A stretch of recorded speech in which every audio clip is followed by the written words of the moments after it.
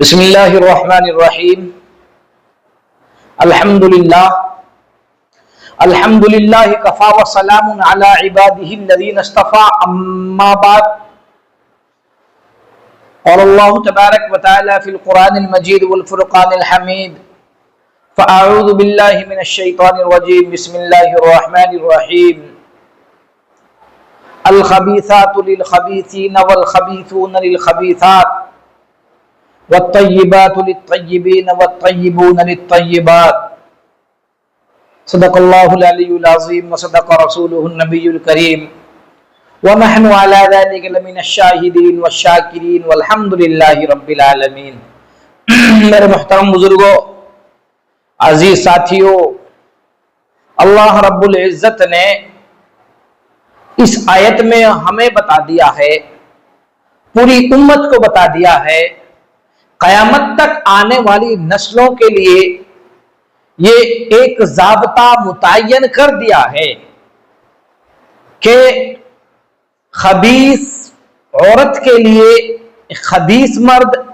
اور خبیث مرد کے لیے خبیث عورتیں ہیں۔ یہاں خبیث وہ گناہگار، زناکار،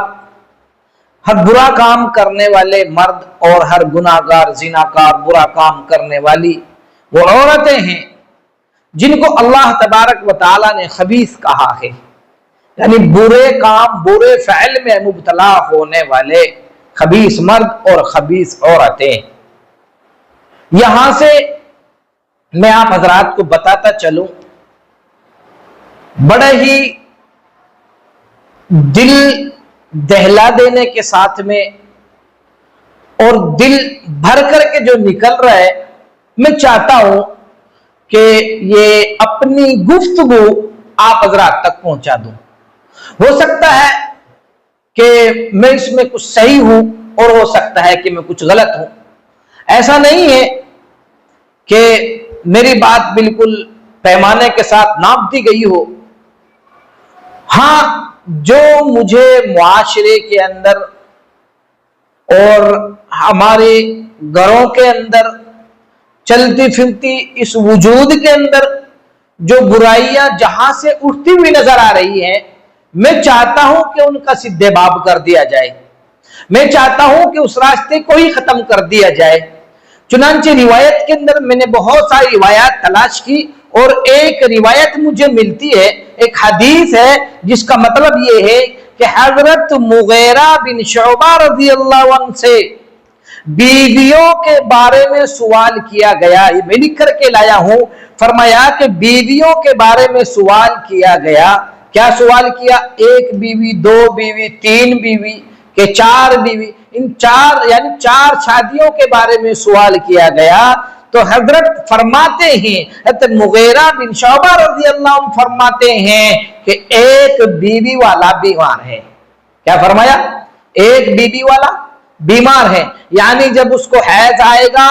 تو یہ بھی اسی حالت میں ہو جائے گا۔ اگر بیوی بیمار ہوگی تو یہ خود بیمار ہو جائے گا۔ اگر بیوی روزے دار ہوگی تو اس کا بھی روزہ ہو جائے گا۔ پھر آگے فرمایا کہ دو بیوی والا گویا دو انگاروں کے بیچ میں ہے۔ دو بیوی والا گویا دو انگاروں کے بیچ میں ہے، یعنی جو بھی اس کو پائے گی جلا دے گی، جو بھی اس کو پائے گی وہ جلا دے گی۔ پھر آگے فرمایا کہ تین بیوی والا ہر روز ایک نئی بستی کا مہمان ہے۔ جس کو یہاں تین بیویاں ہوں اس کے لیے فرمایا کہ ہر روز یہ نئی بستی کا مہمان ہے۔ اور چار بیوی کے لیے جس کے چار بیویاں ہوں، چار بیوی والے کو فرمایا کہ یہ تو ہر روز ایک دلہا ہے، ہر روز ہی دلہے کی طرح رہتا ہے کہ جب بیوی کا نمبر ایک دوسرے سے کئی دن بعد میں آتا ہے تو وہ بیوی اس کے ساتھ سج دج کر کے اچھے طریقے سے، اچھے رویے کے ساتھ میں، جیسے پہلے شادی ہوتی ہے اور پہلی شادی میں شب زفاف میں مرد اپنی بیوی سے ملتا ہے، اس طریقے سے بیوی اپنے شوہر کے لیے سج دج کے تیار ہوتی ہے تاکہ اس کے دل کے اندر میری محبت قائم ہو جائے۔ اس لیے فرمایا کہ چار شادی والا ہر روز دلہا ہے، ہر روز دلہا ہے وہ 4 شادی والا۔ بہرحال یہ تو میں نے حدیث آپ حضرات کو بتائی، لیکن جو میں لکھ کر کے لے کے آیا ہوں وہ یہ ہے کہ والدین متوجہ ہوں۔ بہرحال کیا ہے کہ والدین متوجہ ہوں۔ اگر ماں باپ نے، یقین مانیے بڑے دل کے ساتھ کہہ رہا ہوں، اگر ماں باپ نے بچوں کے بالغ ہوتے ہی بلوغت کے فوراً بعد ان کے نکاح کا انتظام نہ کیا، اگر بیوی دوسری اور تیسری اور چوتھی شادی کو لعنت سمجھ کر اس کفریہ الفاظ اور اس کفریہ کام سے توبہ نہ کی، اور اگر مرد نے مطلقہ عورتوں کی جو ہے خواتین کی بیویوں کی فوراً اور ان کی آسان اور شادیوں کا بندوبست نہ کیا، اگر ہم نے نکاح کو کاروبار کے بجائے فرض کا درجہ نہ دیا اور جتنا نہا دھو کر کے جمعے کی نماز جیسا آسان نہ بنایا، تو یقین مانیے کہ ہمارے یہ بیٹے، ہماری یہ نسلیں، ہمارے یہ آنے والے مرد حضرات، وہ نوجوان نسلیں، ہمارے بیٹے وہ زنا کا ارتکاب کرتے رہیں گے، وہ زنا کے اندر ملوث ہوتے رہیں گے۔ اور اگر ہم نے ان تمام چیزوں کو مد نظر نہ رکھا اور ہم نے گناہ کی طرف جانے والے دروازے کا سدھے باب نہ کیا، ہم نے اس دروازے کو نہ روکا، ہم نے اس کو بند نہ کیا، جیسے آج کل روایتوں کے اندر دیکھو عام طور سے جو ہمارے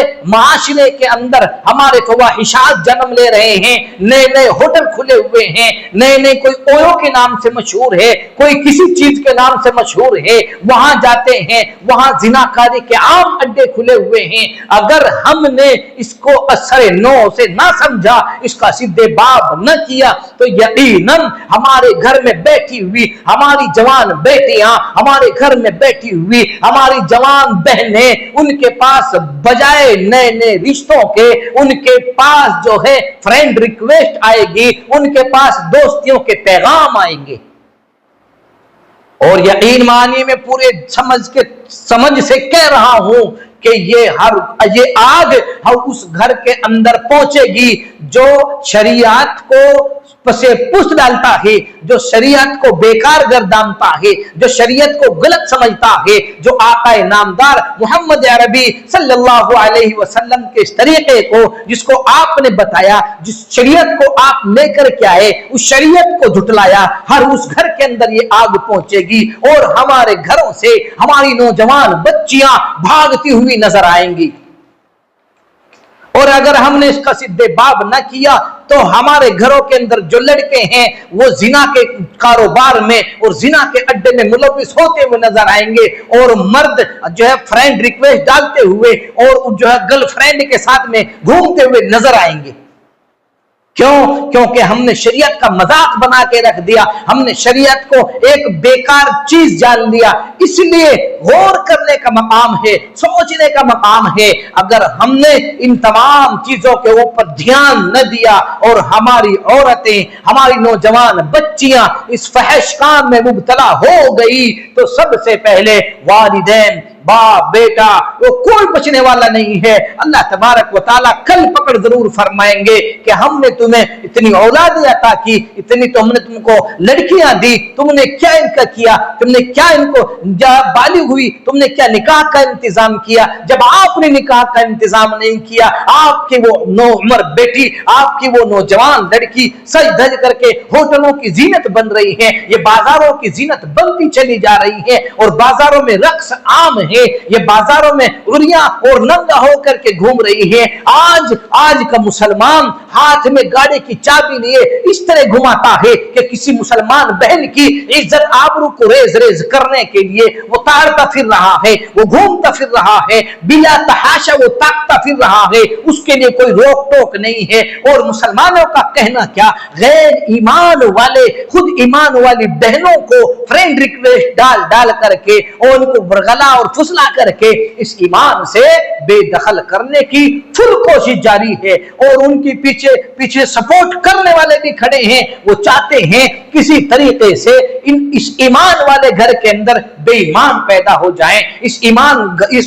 گھر کے جس گھر کے اندر ایمان ہے اس ایمان کو نکال دیا جائے، اور ان کے اندر فحاشی عریانی ان کو اس کے اندر ڈال دی جائے۔ یاد رکھو جب بازار کی زینت عورتیں بنیں گی یا عریاں ہو کر کے بازاروں کی زینت بنتی رہیں گی، اللہ تبارک و تعالیٰ کا عذاب آئے گا۔ اور اللہ تبارک و تعالیٰ نے کئی مرتبہ اس زمین کو صاف کیا ہے، کئی مرتبہ اس زمین کو دھویا ہے۔ کبھی اللہ نے آسمان سے بارش برسا کر نیچے سے پانی نکال کر کے اس زمین کو صاف کیا ہے۔ اگر آپ اس مثال کو یوں سمجھیے، آپ میرے گھر پتھر پھینکے، آپ میرے گھر کوڑا کرکٹ پھینکے، میں ایک دن برداشت کروں گا، 2 دن برداشت کروں گا، جب آپ حد سے گزریں گے میں وہاں چڑھا کر کے باہر نکل آؤں گا اور کہوں گا تو ہوتا کون ہے میرے گھر کو گندا کرنے والا؟ ٹھیک اللہ رب العزت فرما رہے ہے تو ہوتا کون ہے میری زمین کو گندا کرنے والا؟ تو ہوتا کون ہے میری زمین پر فحاشی پھیلانے والا؟ یقیناً اللہ کا عذاب آئے گا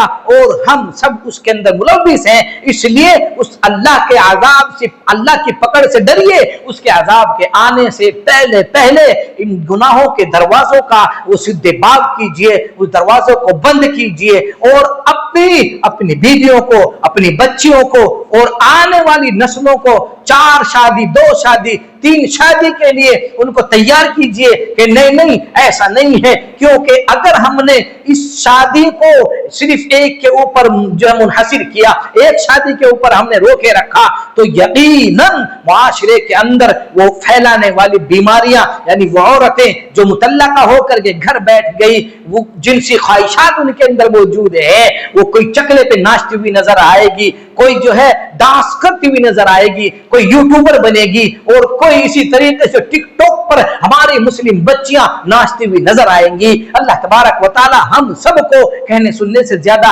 عمل کی توفیق عطا فرمائے، آمین آمین، وآخر دعوانا الحمدللہ رب العالمین۔